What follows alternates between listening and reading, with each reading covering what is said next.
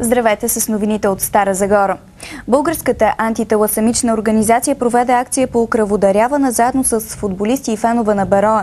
Целта е с дарената кръв да се помогне на децата от Стара Загора, болни от тежката форма на анемия – таласемия. При децата с таласемия организма произвежда по-малко хемоглобин, което налага честото преливане на кръв.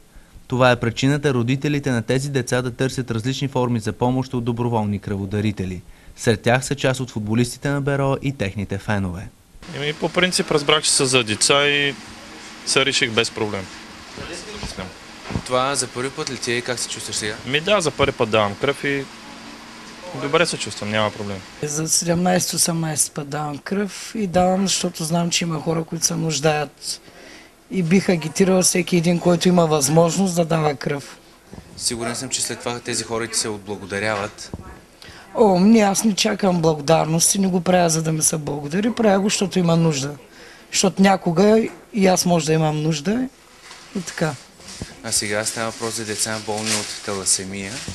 Да, запозната съм. Моя приятелка имам, която детето е болно и съм запозната с това и затова и агитирам и мои приятели да дадат кръв и в момента инициативата и фенове на Берое и заради това дойдох тук да дам кръв, а не в кръвния център.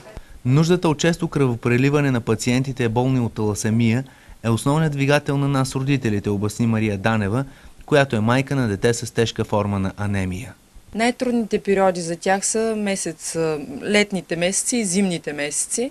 И точно поради тази причина нашата организация реши да се обърне след завършване на полусезона към футболен клуб Берое. И те бяха толкова добри да откликнат, с голям ентусиазъм приеха идеята и помогнаха за организирането на тази акция. Всеки дарител може да спаси до 3 човешки живота, обясни още майката. Моето дете е едно от децата, които се кръвопреливат, така че аз разбирам, познавам тази нужда, затова лобирам и за нея в Стара Загора и навсякъде. Хората, които могат да бъдат кръводарители, да го правят.